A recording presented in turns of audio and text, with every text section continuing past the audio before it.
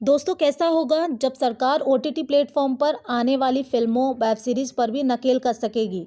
जी हाँ, कुछ ऐसी ही खबरें सामने आ रही हैं। अब सरकार छोटी बड़ी अच्छी गंदी सभी प्रकार की वेब सीरीज को रिलीज करने वाले ओटीटी प्लेटफॉर्म को नियम और कानून के दायरे से बांध देगी। दोस्तों, बॉलीवुड के नशेड़ी लड़के लड़कियां जो खुद को हीरो हीरोइन बताकर आपकी टीवियों पर नंगा नाच करते हैं, गंद फैलाते हैं, इतनी गंद फैलाते हैं कि समझ नहीं आता इनकी रियल लाइफ कौन सी है और रील लाइफ कौन सी है।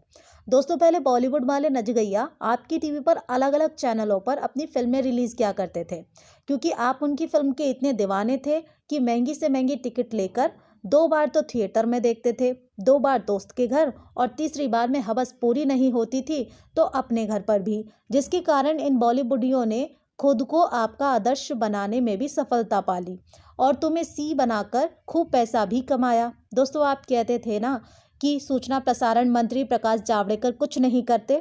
बिल्कुल, मैं भी आपसे सहमत हूँ कि सूचना प्रसारण मंत्री इन हरामियों की गंदी और भड़काऊ फिल्म देखने के बाद भी कुछ नहीं करते। दरअसल दोस्तों, जिस ओटीटी प्लेटफॉर्म पर वेब सीरीज रिलीज की जाती है वो सरकार के दायरे में आते ही नहीं है। लेकिन जब से आपने एकता दिखाकर इन बॉलीवुडियों पर नजर रखनी शुरू की है, इनके भीख मांगने के दिन अब दूर नहीं है। दोस्तों, कुछ महीनों से सच्चे सनातनियों ने इनकी फिल्मों का जमकर विरोध करना शुरू किया।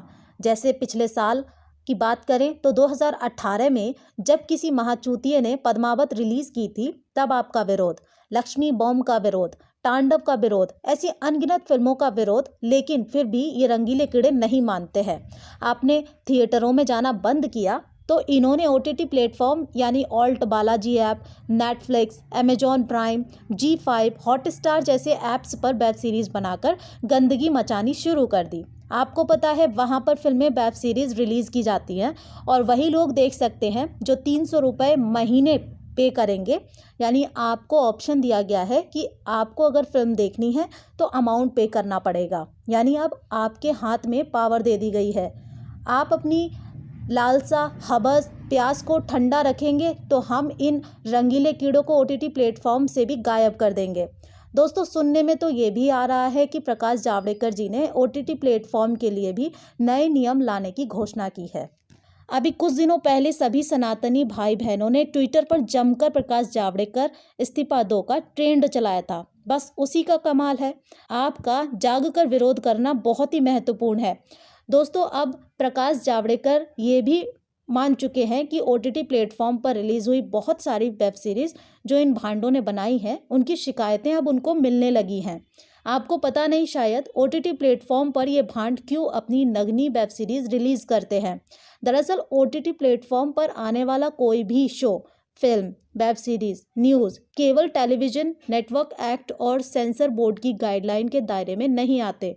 इसलिए ये भांड उन ओटीटी प्लेटफॉर्म का जोर शोर से इस्तेमाल कर रहे हैं। अब बस वो दिन दूर नहीं जब इन नचगइयों को हम रोड के किनारे बैठा देखेंगे। इनकी औलादें भी नौकरियां करने पर मजबूर ना हो गई तो बोलना। लेकिन आपसे एक विनती है, अगर भारत को हिंदू राष्ट्र बनाना है तो सिनेमा घर जाना छोड़ दीजिए। दोस्तों, अगर फिल्म देखने की ही तमन्ना और वासना के पीछे भागते रहे तो हम कभी हिंदू राष्ट्र नहीं बना पाएंगे। वीडियो को ज़्यादा से ज़्यादा शेयर कीजिए, क्योंकि एक छोटी सी तीली पूरा साम्राज्य खत्म कर देती है। इसलिए इस वीडियो को एक तीली की जगह रखिए, क्योंकि ये वीडियो उन सारे हिंदुस्तानी सनातनियों को जगा देगी, जोश भर देगी उनमें। जय श्री राम, वंदे मातरम।